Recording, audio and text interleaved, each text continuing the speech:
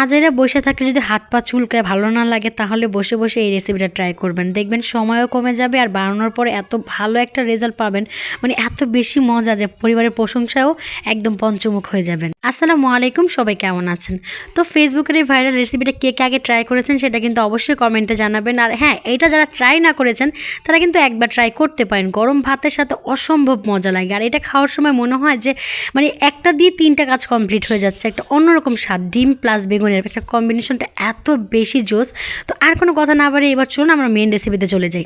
তার আগে একটা কথা বলতে চাই, যারা আমার ভিডিওটা ইউটিউব থেকে দেখছেন প্লিজ একটা সাবস্ক্রাইব করে দিবেন, আর পেজ থেকে দেখলে কিন্তু প্লিজ একটা ফলো করতে ভুলবেন না, কারণ এইরকম সহজ সহজ রেসিপি কিন্তু আমার পেজেই পাবেন। আজকের রেসিপি বানানোর জন্য আমি এখানে একটা মোটামুটি সাইজের একটা বেগুন নিয়েছি। এটাকে সুন্দর করে বেগুন যেভাবে ভাজে ওই সাইজের করে কেটে নিয়েছি। কাটার পরে একটা ছুরির মাধ্যমে মাঝখানে যে অংশটা এটা রাউন্ড করে কেটে ওইটাকে কিন্তু আমি একদম সুন্দর করে একদম কুচি কুচি করে নিচ্ছি।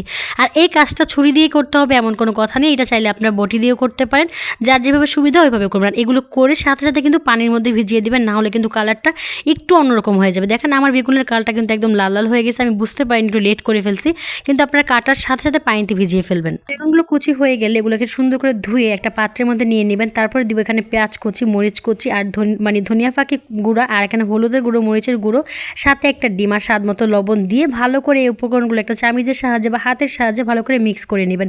আর এটা কিন্তু একটু সুন্দর করে মিক্স করতে হবে। আবার আরেকটা কাজ করে না যে পেঁয়াজগুলো আগে চটকে নেবেন না, সবগুলো উপকরণ একসাথে দিয়ে ভালো করে মিক্স করে এটাকে রেখে দিবেন। তারপরে সেই কেটে রাখা বেগুনগুলোকে, মানে যে গোল চাক্কার মতো করে বেগুনগুলো আছে ওই বেগুনগুলোকে একটু হলুদ, একটু লবণ আর একটু মরিচের গুঁড়ো দিয়ে সুন্দর করে মাখিয়ে নেবেন। এখানে আপনারা একটু ধনিয়া গুঁড়ো দিতে পারেন, কিন্তু আমার কাছে ওটার স্মেল ভালো লাগে না তাই আমি স্কিপ করেছি, আপনারা চাইলে কিন্তু অ্যাড করতে পারেন। তো সবগুলো উপকরণ ভালো করে মিক্স করা হয়ে গেলে তারপর এটাকে রেখে দিবেন 10 মিনিট রেস্টে দেওয়ার পর একটা কড়াইয়ের মধ্যে সয়াবিন তেল দিয়ে তারপর সেই বেগুনগুলো চাকচাক করে রাখা বেগুনগুলো দিয়ে দিবেন। আর হ্যাঁ, অবশ্যই কিন্তু এটা চুলার জালটা একদম কমিয়ে রাখবেন, না হলে কিন্তু বেগুনটা আগেই সেদ্ধ হয়ে যাবে বা লাল হয়ে যাবে।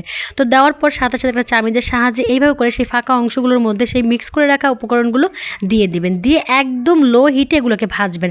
আর পারলে একটু ঢাকনা দিয়ে ঢেকে রাখবেন, তাহলে উপরে মানে সহজে সিদ্ধ হয়ে যাবে। তারপরে আর কোনো কাজ নেই, একদম লো হিটে এগুলোকে সুন্দর করে ভেজে নেবেন যেভাবে বেগুন ভাজেন। কিন্তু একটা জিনিস করবেন যে হিটটা একদম লো রাখবেন, কারণ এটার ভিতরে উপকরণগুলো কিন্তু পারফেক্ট সিদ্ধ না হলে কিন্তু মশলাটা বাজে গন্ধ আসবে আর খেতে কিন্তু একটু মজা লাগবে না। তো দেখুন আমার বেগুনগুলো সুন্দর ভাজা হয়ে গেছে। এখন এগুলোকে কিন্তু গরম ভাত দিয়ে খেতে একদম জাস্ট ওয়াও লাগবে। আমি কিন্তু এখনই গরম ভাত দিয়ে খাবো আর সেটা আপনাদের সাথে একটু শেয়ার করলাম।